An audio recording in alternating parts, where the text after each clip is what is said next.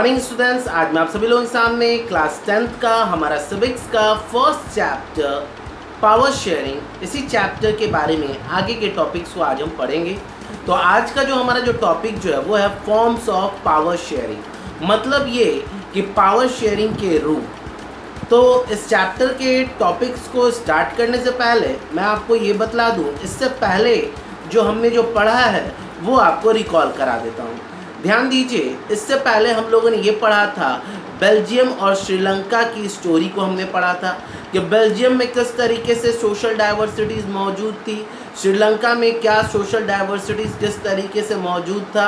इसके बाद हम लोगों ने ये पढ़ा कि किस तरीके से बेल्जियम ने अपने यहाँ के सोशल डाइवर्सिटीज़ को एकोमोडेट कर लिया, जबकि श्रीलंका ने अपने यहाँ के सोशल डाइवर्सिटीज़ को एकोमोडेट कर पाने में वो नाकाम रहा, क्योंकि बेल्जियम ने पावर शेयरिंग के फॉर्मूला को अपनाया था और आपको श्रीलंका ने पावर शेयरिंग करने से मना कर दिया था, जबकि दोनों ही देश जो थे वो आपको एक डेमोक्रेटिक गवर्नमेंट थे।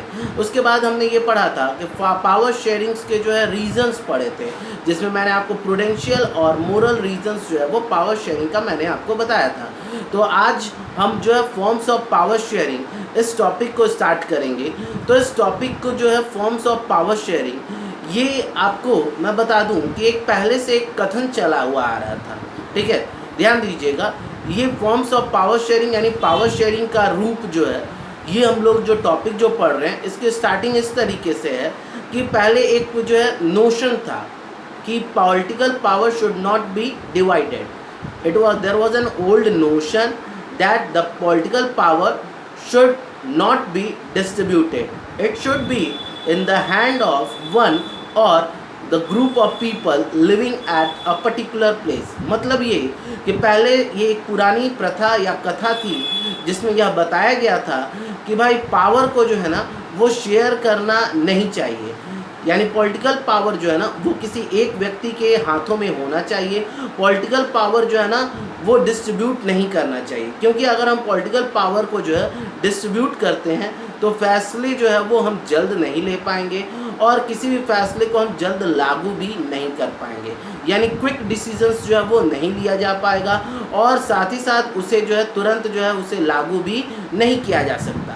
इसी को लेकर जो है ये पावर शेयरिंग का कंसेप्ट जो है वो आता है, इसी के अगेंस्ट में, यानी ये जो नोशंस जो था ना इसी नोशन के अगेंस्ट में ये कंसेप्ट आता है कि नहीं पावर शेयरिंग जो है वो ज़रूरी है। और ये कंसेप्ट कैसे आता है, तो एक डेमोक्रेटिक गवर्नमेंट जो होती है ना उसमें पावर शेयरिंग का होना बहुत ही ज़रूरी है, क्योंकि after the emergence of the democracy, जैसे ही लोकतंत्र की उत्पत्ति हुई तो उसमें इस बात का ध्यान दिया गया कि भाई पावर जो है ना वो किसी एक व्यक्ति के हाथ में कंट्रोल में नहीं होना चाहिए, ठीक है। क्योंकि अगर पावर को अगर हम शेयर नहीं करेंगे तो इससे हमारे यहाँ कॉन्फ्लिक्ट होने के चांसेस ज़्यादा हैं। जैसा कि आप जानते हैं कि डेमोक्रेसी में जो होता है ना पीपल का पार्टिसिपेशंस का होना ज़रूरी है, यानी जितना अधिक से अधिक जो है पीपल का पार्टिसिपेशन होगा उतना ही हमारा लोकतंत्र जो होगा वो क्या होगा, मजबूत होगा।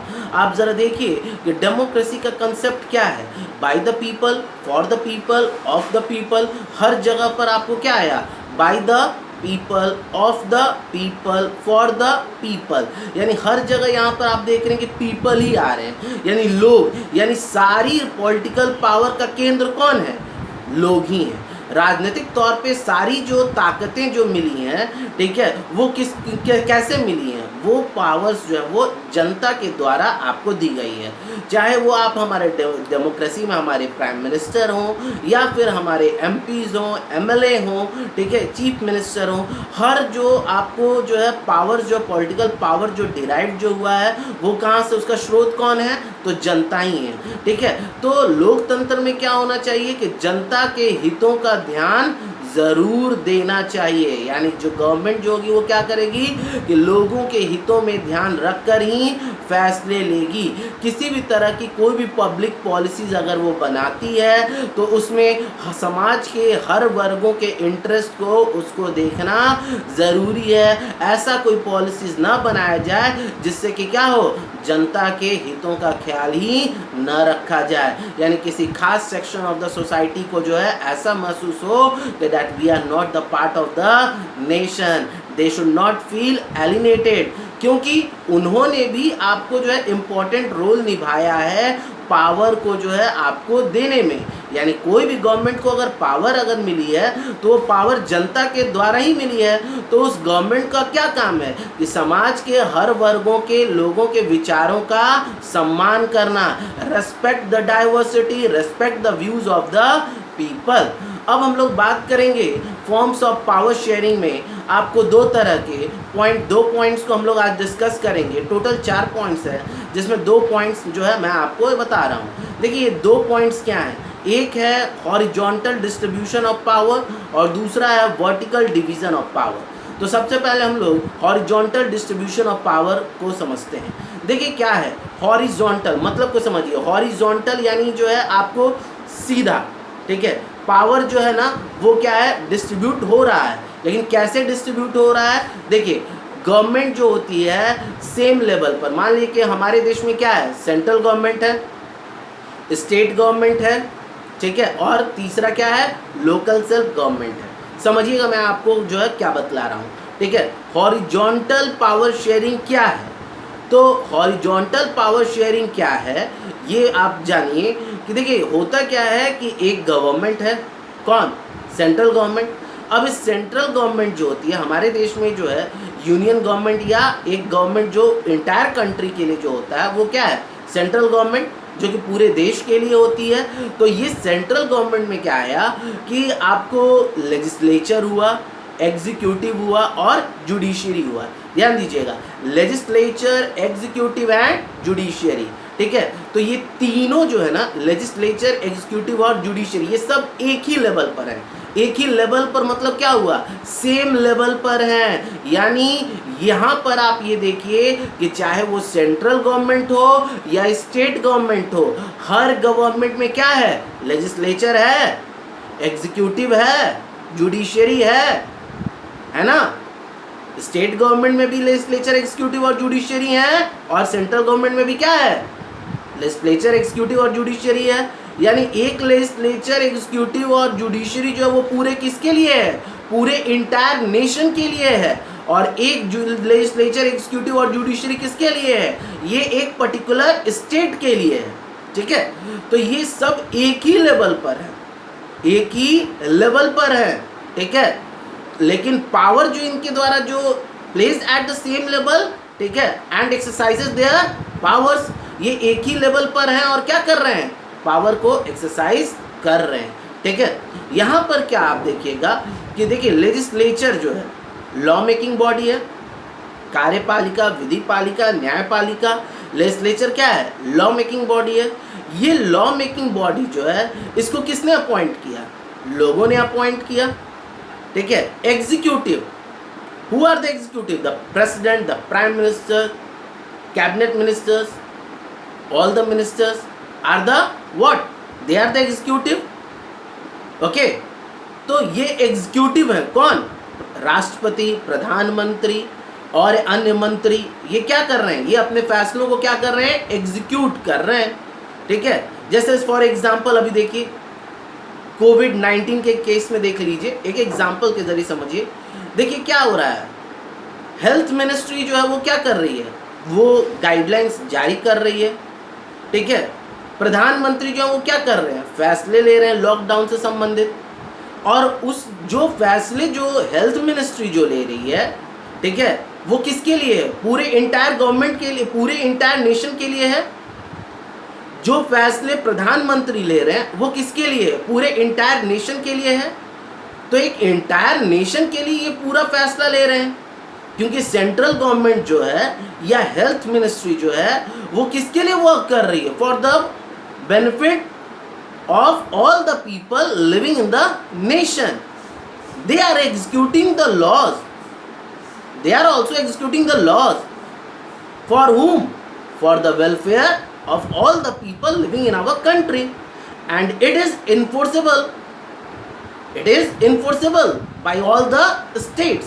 यानी जो फैसले ये ले रहे हैं इनको सभी राज्य क्या कर रहे हैं, इसे लागू कर रहे हैं, ठीक है। तो यहाँ देखिए क्या कि केंद्र सरकार है, केंद्र सरकार में आपको लेजिस्लेचर हो गया, ठीक है, जो कि हमारा पार्लियामेंट हो गया, ठीक है, पार्लियामेंट के मेंबर्स हो गए एमपीज, ठीक है, एग्जीक्यूटिव मिनिस्टर्स हो गए, ठीक है, जिसमें आपने पढ़ा होगा क्लास 9 में, आपको याद होगा, minister of state, cabinet minister, minister of state with independent charge, ये क्या है, एग्जीक्यूटिव है, ठीक है। अब कौन आया, जुडिशियरी, न्यायपालिका। ये जुडिशरी को अपॉइंट कौन करता है, एग्जीक्यूटिव, एग्जीक्यूटिव ही अपॉइंट करते हैं। और इस एग्जीक्यूटिव के कामकाज को या लेजिस्लेचर के कामकाज को कौन देखता है, जुडिशरी। न्यायपालिका का काम है ना कि लेजिस्लेचर और एग्जीक्यूटिव के कामकाजों को क्या करेगा, वो देखेगा, कोई भी अपने ताकत का दुरुपयोग न करे, इसको सुनिश्चित कौन करेगा, ये तो सुनिश्चित जुडिशरी करेगी, न्यायपालिका करेगी, ठीक है। अब जरा देखिए, एग्जीक्यूटिव किसके कामकाजों को देखेंगे, लेजिस्लेचर्स के। एग्जीक्यूटिव प्राइम मिनिस्टर जो हो गए या प्रेसिडेंट जो हो गए या और अन्य मिनिस्टर्स जो हो गए, वो किसको देखेंगे, किसके कामकाज को देखेंगे, और अन्य एमपीज के कामकाजों को देखेंगे, ठीक है। यहाँ देखिए, इसी को हम लोग चेक एंड बैलेंस कहते हैं, यानी हर एक दूसरे के ऊपर कोई ना कोई उसके पावर को कंट्रोल करने के लिए है, ठीक है। उसके पावर को कंट्रोल के साथ साथ जो है ये देश सुनिश्चित करता है कि कोई भी अपनी पावर का जो है दुरुपयोग न करे, ठीक है। तो इसी को हम लोग कहते हैं चेक एंड बैलेंस, ठीक है, यानी संतुलन भी रखना और साथ ही साथ लगाम भी लगा कर रखना। किसी को भी अगेंस्ट द कॉन्स्टिट्यूशन जाने की कोई इजाजत नहीं है। They have to work under the limitations set up by the constitution, set up by the constitution। संविधान के द्वारा जो अधिकार क्षेत्र दिए गए हैं, चाहे वो लेजिस्लेचर को दिया गया हो, चाहे वो एग्जीक्यूटिव को दिया गया हो, चाहे वो जुडिशरी को दिया गया हो, उसी के अंतर्गत इन्हें काम करना होता है। तो ये है हमारा हॉरिजॉन्टल पावर शेयरिंग। यानी हमने क्या किया है, फिर से एक बार जान लीजिए, हमने पावर शेयर किया है government at the same level, ठीक है, एक ही लेवल पर गवर्नमेंट है, ठीक है। सेंट्रल गवर्नमेंट पूरे नेशन के लिए हो गया, स्टेट गवर्नमेंट हो गया पूरे आपको स्टेट के लिए। अब इसी में हमने क्या किया, पावर को शेयर किया है लेजिस्लेचर, एग्जीक्यूटिव और जुडिशियरी में, ठीक है। इसी को हम लोग क्या कहते हैं, हॉरिजॉन्टल पावर शेयरिंग। अब हम लोग बात करेंगे वर्टिकल पावर शेयरिंग। देखिए वर्टिकल, ठीक है, हॉरिजॉन्टल में आपको इस तरीके से लेजिस्लेचर, एग्जीक्यूटिव और जुडिशरी था। अब वर्टिकल में क्या हुआ, देखिए इंडिया एक सबसे बड़ा आपको जो है कंट्री है, ठीक है।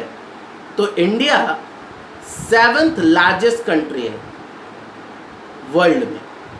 अब इतनी बड़ी आबादी, 130 करोड़ की आबादी को एक गवर्नमेंट चला नहीं सकती है।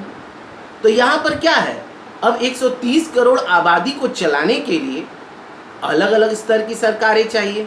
अब जरा सोचिए कि एक गवर्नमेंट अगर पूरे 130 करोड़ लोगों को चलाए, ठीक है, तो इससे कहीं ना कहीं कॉन्फ्लिक्ट ज़रूर पैदा होगी, क्योंकि समाज के सभी वर्ग यही चाहते हैं कि हमें जो है पावर मिले, यानी हम लोगों को ताकत मिले, ताकि हम खुद ही अपने जो है फैसले ले सकें, ठीक है। हर व्यक्ति चाहता है, आप भी चाहते हैं कि हमारे पास पावर हो, हम खुद फैसला ले सकें अपने मर्जी का, हर कोई चाहता है, ठीक है।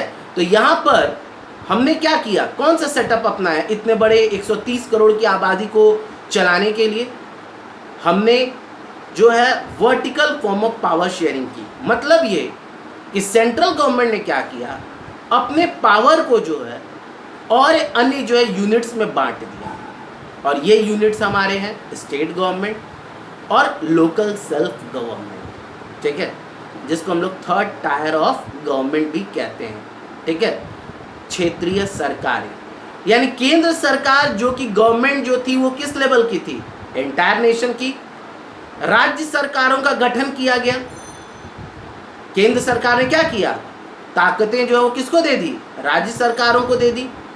राज्य सरकारों ने क्या किया, अपने पावर्स को किसको दिए, लोकल सेल्फ गवर्नमेंट को दिया, जिसके अंदर म्यूनिसिपैलिटी आते हैं, ठीक है।